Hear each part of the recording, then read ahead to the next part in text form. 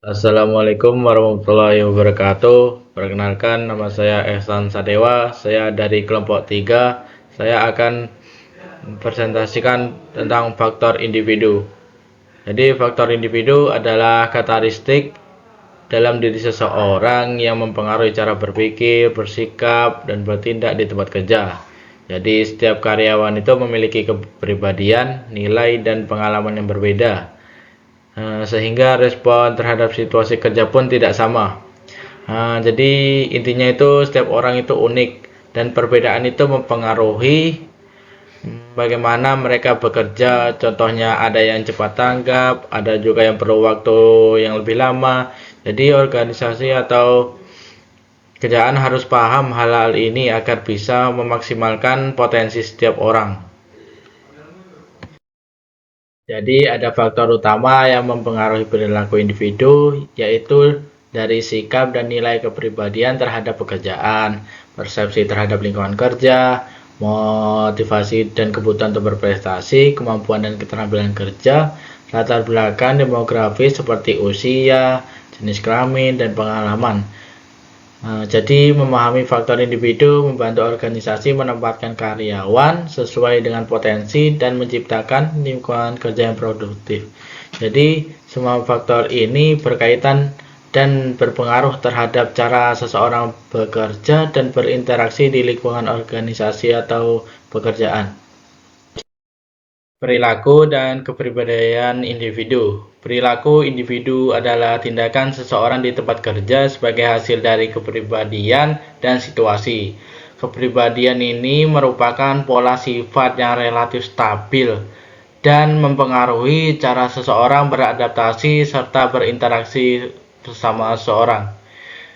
Ciri kepribadian yang mempengaruhi perilaku kerja ialah konsisten dalam bertindak, perbedaan individu yang unik, mempengaruhi terhadap cara berpikir dan bekerja.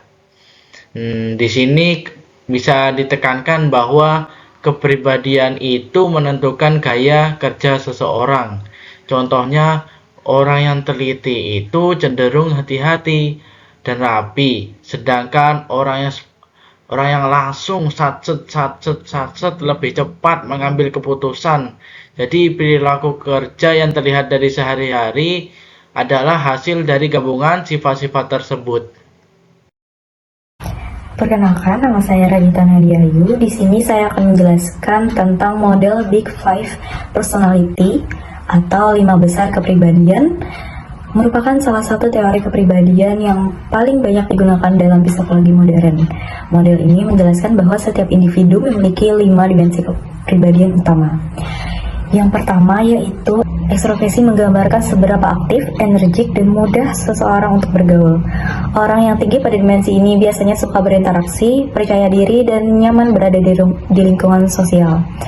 Yang kedua, keterbukaan atau openness. Keterbukaan berkaitan dengan kreativitas dan rasa ingin tahu. Individu dengan skor keterbukaan tinggi biasanya suka mencoba hal baru, berpikir luas, dan memiliki imajinasi yang kuat. Yang ketiga, keteraturan atau ketelitian. Dimensi ini menunjukkan kedisiplinan, kerapian, dan tanggung jawab seseorang. Orang dengan konsen tinggi cenderung bekerja secara teratur, dapat dipercaya, dan mampu merencanakan tugas dengan baik. Yang keempat, kesesuaian atau keramahan. Kesesuaian atau keramahan menggambarkan keramah tamahan seperti empati dan kemampuan bekerja sama. Individu dengan tingkat kesesuaian tinggi biasanya kooperatif, mudah akur, dan mengutamakan keharmonisan dalam kelompok. Dan yang terakhir atau yang kelima, neurotisme, berkaitan dengan kestabilan emosi. Semakin rendah nilai neurotisme seseorang, semakin stabil emosinya. Jika tinggi, biasanya lebih mudah mengalami stres, cemas, atau perubahan mood. Perkenalkan, nama saya Putri Dihadinata dari kelompok 3. Kali ini saya akan membahas tentang perilaku individu dan stres. Jadi, apa sih itu stres kerja? Stres kerja merupakan reaksi fisik dan emosional yang muncul ketika tuntutan pekerjaan melebihi kemampuan seseorang. Penyebabnya bermacam-macam. Bisa karena beban kerja yang berlebihan, tekanan waktu, konflik peran, atau hubungan kerja yang tidak harmonis. Jika tidak dikelola dengan baik, stres stres dapat menurunkan fokus, semangat, bahkan produktivitas kerja. Sebenarnya, stres itu hal yang wajar dan pasti dialami setiap orang. Dalam kadar yang wajar, stres bisa menjadi dorongan untuk bekerja lebih baik. Namun, jika berlebihan, stres justru membuat seseorang kehilangan semangat dan menurunkan kinerja. Misal, ketika karyawan mendapat terlalu banyak tugas dan tanpa dukungan yang cukup, mereka akan cepat lelah dan kehilangan motivasi. Karena itu, penting bagi organisasi untuk memberi keseimbangan antara tanggung jawab dan waktu istirahat. Di sisi lain, individu juga perlu mengatur waktu dan menjaga keseimbangan antara pekerjaan dan kehidupan pribadi agar produktif dan sehat secara mental. Selanjutnya, pada slide 7, kita akan melihat kasus penelitian yang dilakukan oleh Asri Adi Baskoro dan Kristiana Hari Suciningsih pada tahun 2022. Penelitian ini dilakukan terhadap 40 karyawan PTX. Dan hasilnya menunjukkan bahwa semakin tinggi tingkat stres kerja, semakin rendah produktivitas karyawan. Ini membuktikan bahwa stres kerja memiliki hubungan negatif dengan kinerja. Perkenalkan, nama saya Lita dari kelompok 3. Nah, jadi dari hasil penelitian yang telah kami bahas sebelumnya, stres kerja itu muncul karena beberapa faktor utama.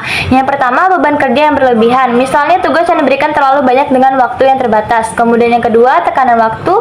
Yang ketiga, lingkungan yang tidak mendukung, seperti suasana kantor yang tegang atau hubungan antar rekan kerja yang kurang baik. Kemudian yang terakhir adalah komunikasi yang kurang efektif, baik antar karyawan maupun antara karyawan dengan pimpinan. Nah, untuk mengatasi hal tersebut, para peneliti menyarankan beberapa solusi. Yang pertama, menerapkan manajemen stres. Misalnya, pemberian waktu istirahat yang cukup dan pembagian tugas yang adil. Kemudian yang kedua, menciptakan lingkungan kerja yang sehat dan terbuka, supaya karyawan nyaman dalam menyampaikan masalah ataupun pendapatnya. Kemudian terakhir adalah meningkatkan komunikasi serta dukungan antara karyawan dan pimpinan. Karena hal ini tuh penting untuk meminimalisir tingkat stres kerja secara signifikan. Dari pembahasan tadi dapat disimpulkan bahwa faktor individu, kepribadian, dan stres kerja saling berhubungan erat dalam menentukan perilaku seseorang di tempat kerja. Nah, faktor individu membentuk dasar perilaku seperti nilai, motivasi, dan kemampuan seseorang. Kemudian kepribadian. Kepribadian itu memengaruhi seseorang dalam beradaptasi dan bekerja sama dengan orang lain. Dan sedangkan stres kerja adalah tantangannya harus dikelola agar kinerja tetap optimal. Demikian presentasi dari kelompok kami tentang faktor individu dalam organisasi. Terima kasih atas perhatiannya. Wassalamualaikum warahmatullahi wabarakatuh.